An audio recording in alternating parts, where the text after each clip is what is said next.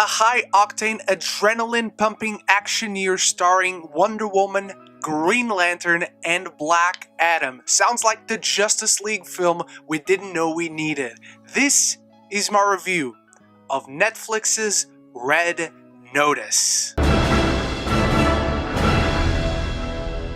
An Interpol-issued Red Notice is a global alert to hunt and capture the world's most wanted.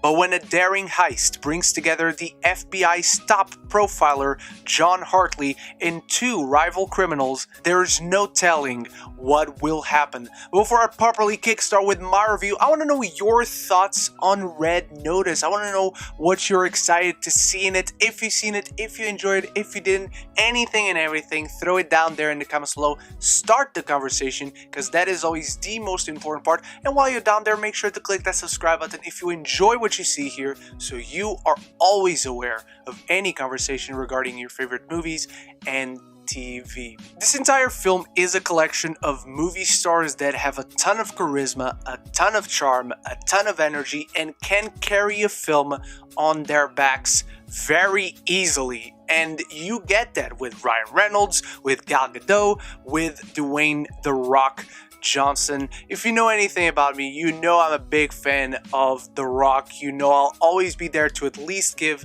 a film of his a chance. And I had entirely too much fun with this film. It knows exactly what it is. It knows exactly what it's here to do.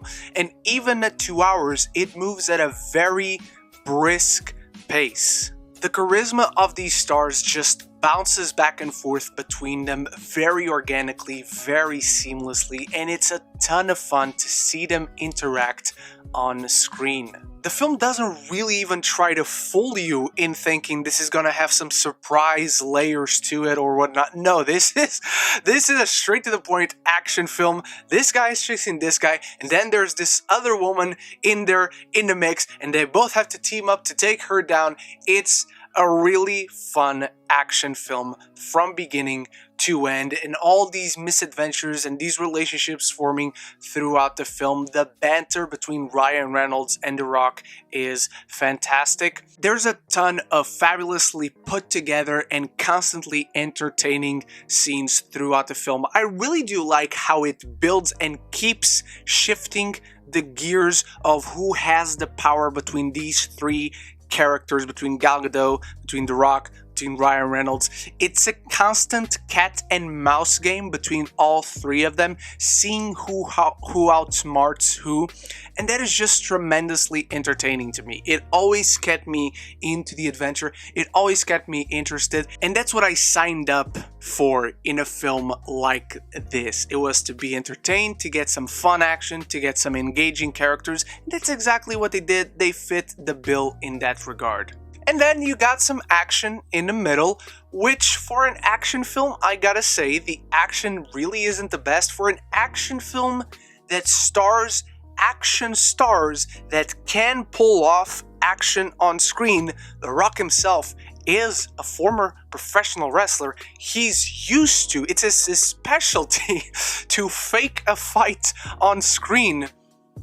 And the action is not very good in this film, which I guess I'm going to move on to my issues, because I'm here all for entirely the chemistry and the banter between all these stars. They're charming, they're funny, the comedy works really well in this film. All these luscious locations going between Spain and Italy and Bali and Egypt and Argentina and more.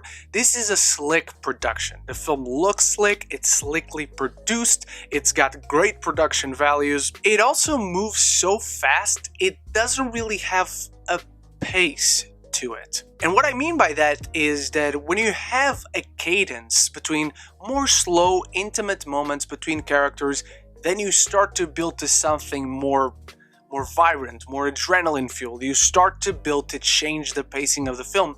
This just moves from one scene that's kind of slower, two characters are talking, immediately after, boom, action, and everything is already exploding around you. Not necessarily literally, but it's just too fast and then too slow. It doesn't really organically flow. It just has bursts of energy and then slows down. And along with that, again, the film doesn't really dive deep into characters. It really does the bare minimum to make them feel like people at all.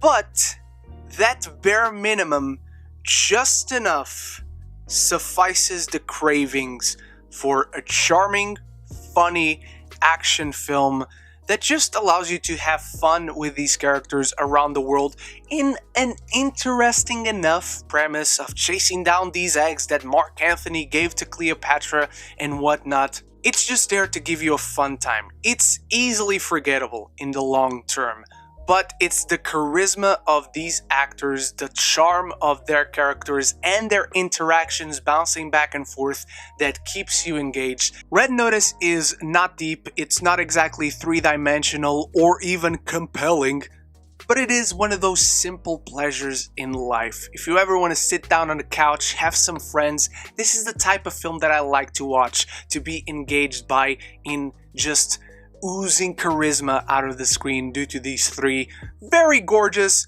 very talented people. I'm giving Red Notice a C+. And those are my thoughts on Red Notice. Let me know what you thought about it, everything and anything down there in the comments below. Thank you so much for watching. I'll be back very soon with more reviews, and I hope to see you in those. So until the next one, love each other and love the movies.